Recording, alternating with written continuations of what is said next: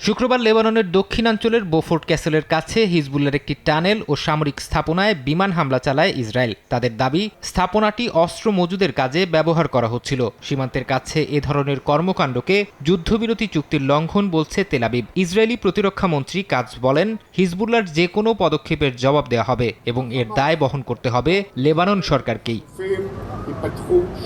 Israeli হামলার মধ্যেই টেলিভিশনে ভাষণ দেন হিজবুল্লাহ প্রধান নাইম কাশেম। হিজবুল্লাহ নিরস্ত্রীকরণ পরিকল্পনাকে যুক্তরাষ্ট্র ও ইসরায়েলের প্রকল্প আখ্যা দেন তিনি। হুঁশিয়ারি উচ্চারণ করে বলেন, হিজবুল্লাহ কোনো চাপের মুখে অস্ত্র ত্যাগ করবে না এবং প্রয়োজনে যে কোনো মূল্যে লড়াই চালাবে। লেবানন সরকারের বিরুদ্ধে কাশেম অভিযোগ তোলেন, তারা দেশকে আগ্রাসী ও বিদেশি শাসকের হাতে তুলে দিতে চাইছে।